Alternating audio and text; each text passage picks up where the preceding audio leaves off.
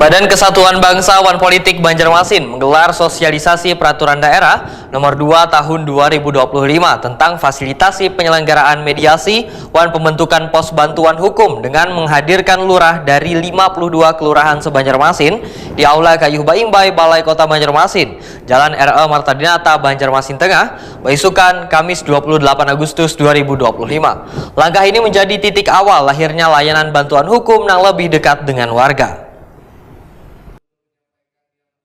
Badan Kesatuan Bangsa Wan Politik Banjarmasin menggelar sosialisasi peraturan daerah nomor 2 tahun 2025 tentang fasilitasi penyelenggaraan mediasi wan pembentukan pos bantuan hukum dengan menghadirkan lurah dari 52 kelurahan se-Banjarmasin di Aula Kayuh Baimbai Balai Kota Banjarmasin, Jalan R.E. Marta Dinata, Banjarmasin Tengah, Baisukan, Kamis 28 Agustus 2025.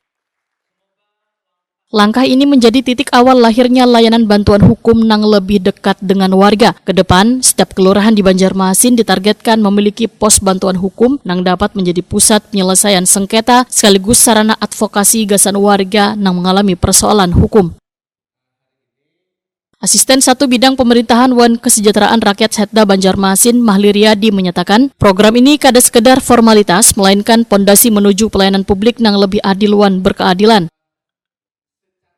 Terbangunnya pos bantuan hukum di tiap kelurahan, maka diharapkan di masa yang akan datang, angka sengketa yang berujung konflik dapat ditekan karena permasalahan sudah bisa ditangani secara cepat, tepat, wan damai di tingkat warga.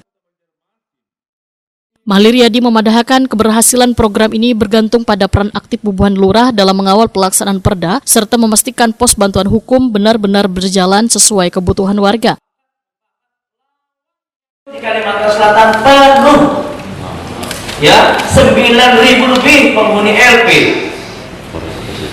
Overkapasitas. Lebih-lebih LP yang ada di Teluk Dalam. Ya, kapasitasnya 2.400 lebih. Padahal di sana seyogianya seharusnya, kalau saya tidak keliru, 900-an. Ya. Nah, kondisi ini tentu ya litigasi bukanlah pilihan yang tepat untuk menuntut keadilan bagi masyarakat kita, karena yaitu salah satu opsi saja. Mahli Riyadi berharap program ini harus konsisten dijalankan agar Banjarmasin nantinya menjadi salah satu kota di Indonesia yang mampu menghadirkan sistem penyelesaian sengketa berbasis kelurahan yang kada hanya memberikan pendampingan hukum tetapi juga memperkuat budaya dialog wan gotong royong di tengah warga.